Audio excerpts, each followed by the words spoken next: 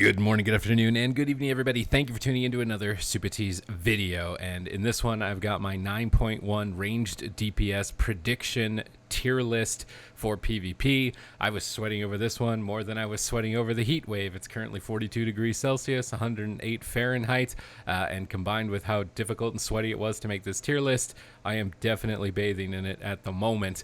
The ranged DPS are, I think, super debatable as to which ones are going to end up being meta, which ones are going to fall off, and this patch is really going to mix things up for you in terms of picking a ranged DPS spec. So I wanted to cover my thoughts on the spec, where I think they're going to be fitting in the meta, whether or not it's a spec that is going to be powerful, limited in its options, or just overall solid, or play at your own risk. You know, one of those specs that, sure, go for it, but might not have the best track record, doesn't look like it's getting too many new shiny toys or tuning adjustments. So that's going to be the main purpose of this tier list. So starting with Affliction Warlock, this is a specialization that's just been hit or miss, more miss lately in recent expansions. Just in terms of its overall design, it hasn't really had a place functionally in PvP. It's likely going to still be limited. I was debating whether or not putting it in limited or play at your own risk. I think that paired up with the Shadow Priest in particular, this is probably your only option for a composition. I would like to think that maybe with an Assassination Rogue or maybe with an Arms Warrior, I've had some fun with those compositions. I do enjoy playing them, but in terms of competitiveness, which is what this tier list is about, I'd say that it's probably limited, borderline play at your own risk. Your Sacrilash Legendary is going to be very powerful now into teams that cannot remove curses, but into teams that can remove curses, it's going to be significantly weaker than it was. You are getting some buffs to your Corruption and your Agony damage, so there is potential for it to be powerful in terms of its dot damage. There are significant reductions in the passive healing effects in PvP, which then indirectly buffs Affliction, because one of the main problems for Affliction was you'd spend 50 global cooldowns dotting up a team. Ret Paladin, Word of Glory, that 50 global cooldowns of work is gone in an instant. But still, the healing is only nerfed by 20%, so if a heal goes from 0 to 100, it's now going 0 to 80 probably. It's still going to be a very significant heal. So for me, I think it's going to be limited. You're still going to be running the Shadow play.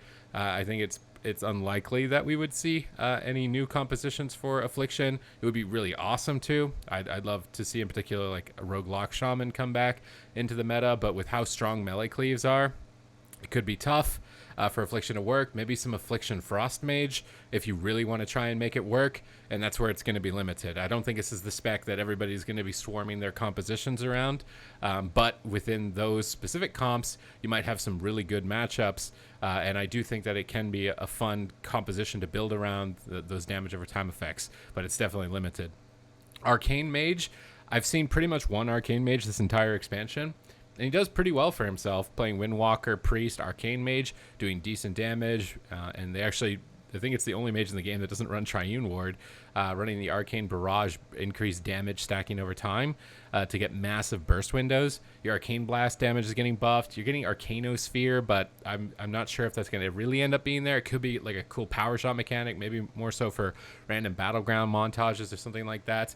But most importantly, Arcane is going to be the only mage with Kleptomania. Leaves it in an awkward position because Arcane is also really strong without it because it can just spam spell steal.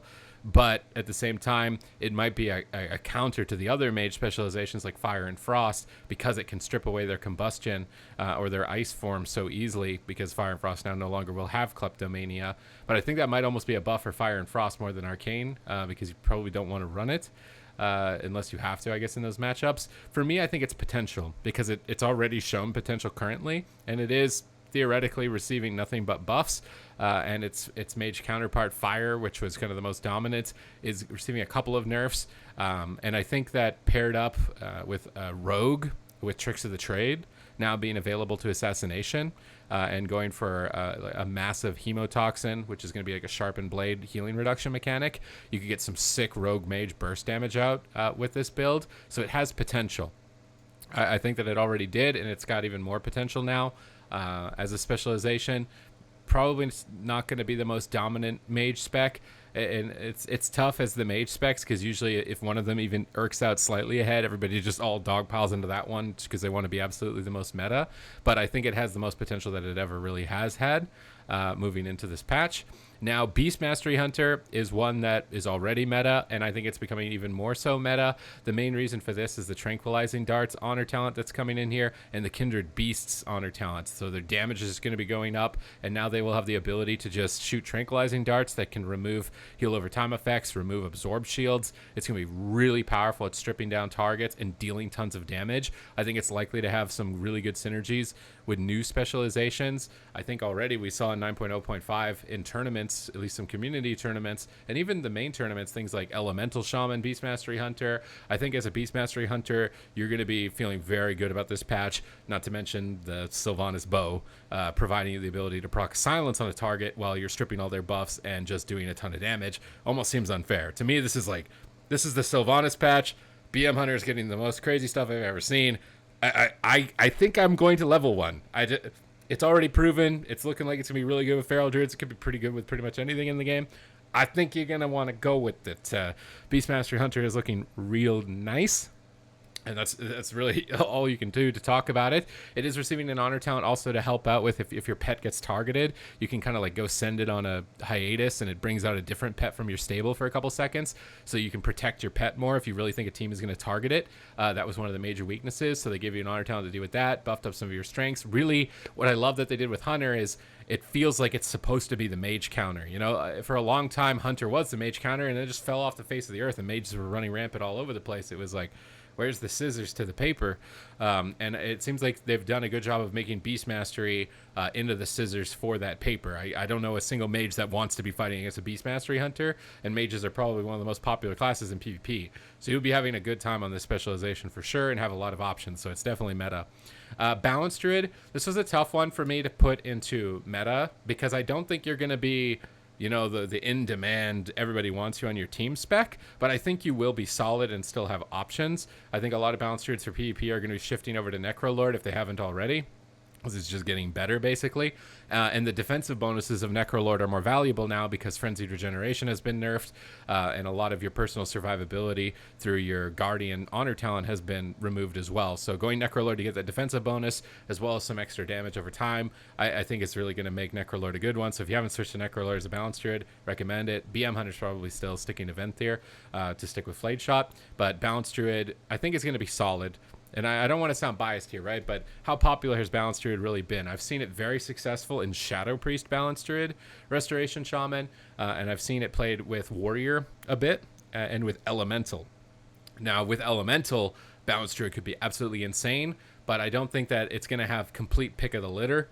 In terms of options, you're going to look forward to some new honor talents, like having Starfall potentially. Again, that's more potential there. I think it's still going to be more of the standard play. While I would like to see those Starfall talents come into play, I'm not 100% sold on it, just because Starfall has never really hit the mark in a long time. But I think it'll be good overall and solid overall, and it might feel a bit fresh to try some of those talents out, even if they don't end up being the best. But it's going to be in a good position. It's going to synergize well with good specializations.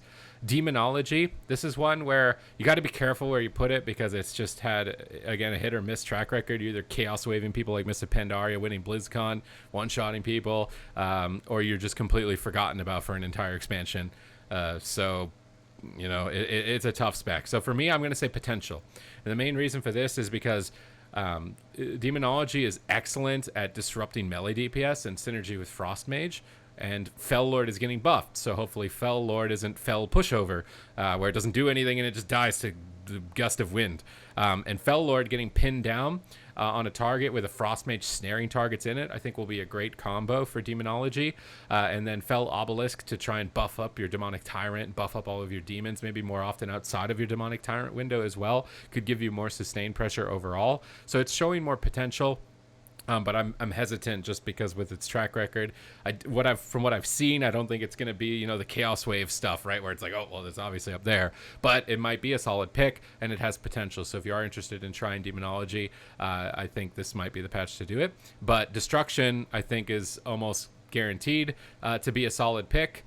Whether or not it's meta, I think it's probably going to be limited to the double caster DPS compositions. So the Shadow Priest, the Mages, maybe not the Balanced Druid. I don't think you're going to have your pick of the litter. Not everybody's going to be completely looking out for you, but this patch, Destro Lock is going to go back to the Havoc double Chaos Bolts that I loved from Mists of Pandaria. Shadowburn's getting buffed. Hopefully that comes back to where it was. If Shadowburn comes back to where it comes and Chaos Bolts flat out baseline damage is going to be higher now if Focus Chaos out the window, but all your Chaos Bolts are going to be Havocable, doing more damage in general, you are going to rain down Chaos. To me, Destruction Warlock could be phenomenal. You pair that up with a Frost Mage, and that could be devastating for all of the melee cleaves that are all frothing at the mouth for all the mortal wounds effects that they've got, and tons of damage buffs. Some of the dangers here is if Death Knight ends up being extremely powerful, which I expect it to, because they're going to have new honor talents that provide them magic absorbs over time and a ton of self-sustain and self-healing. It was a recent buff coming through for their Death Strike.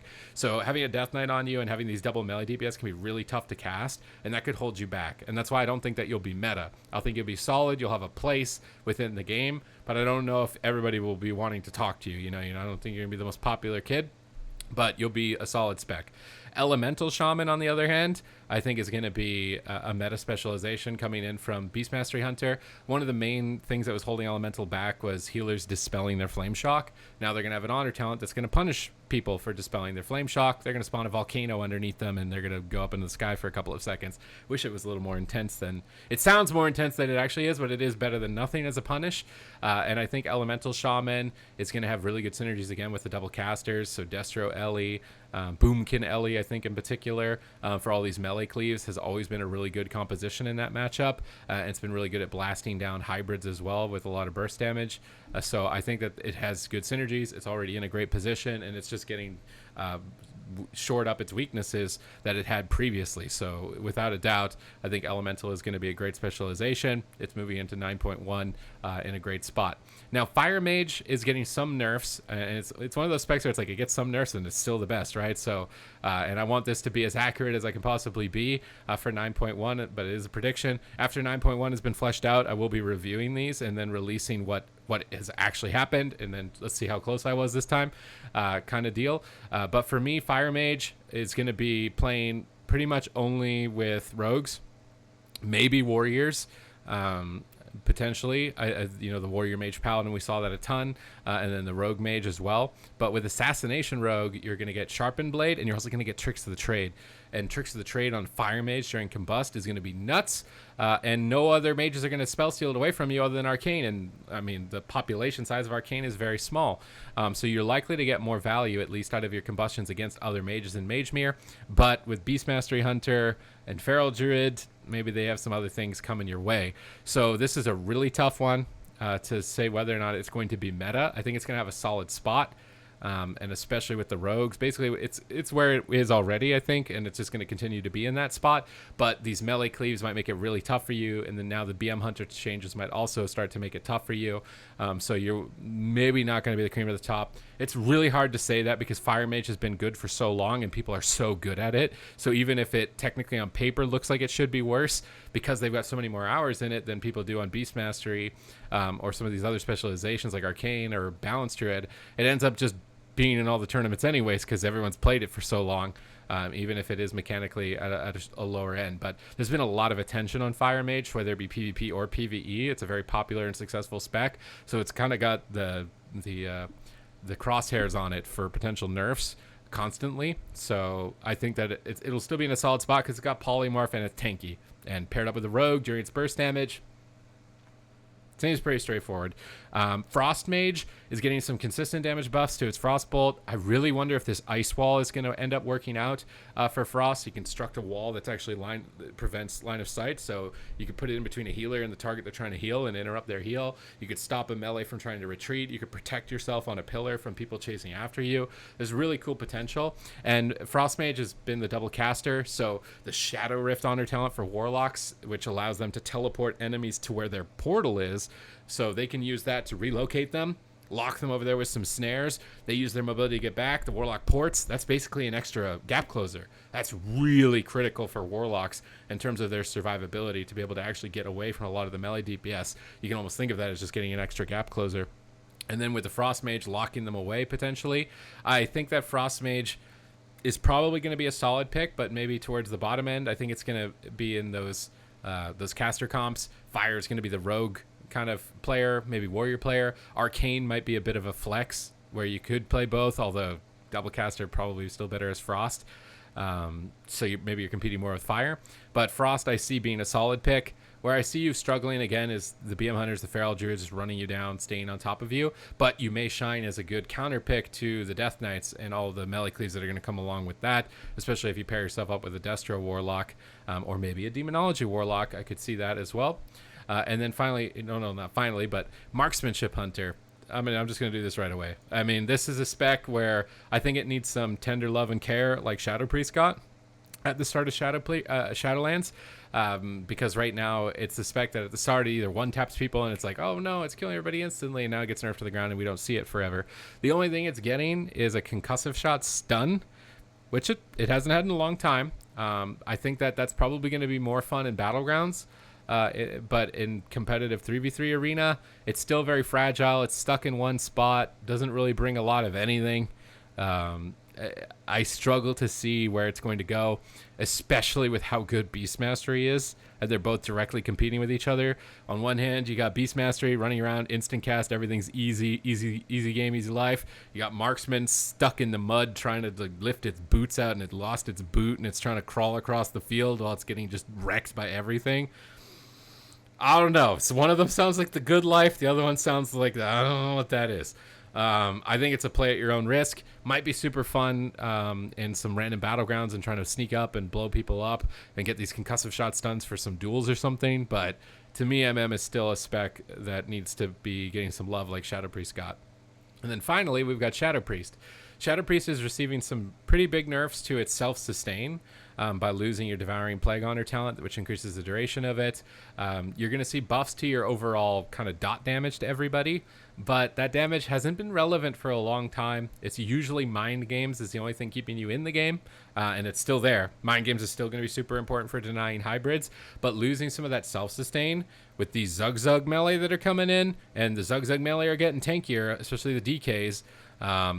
I think it could not be completely meta like we were seeing it with the Fire Mage a lot of the time, right? In tournaments, Fire Mage, Shadow Priest, we're seeing a ton. It's still probably going to fit in that slot. I think it's going to be a solid pick. It's probably going to be better than some of these other options overall in terms of its flexibility. Shadow Priest Rogue might be a lot of fun with the Hemotoxin coming for assassination. Maybe a Tricks of the Trade Mind Games could be a cheeky play for it.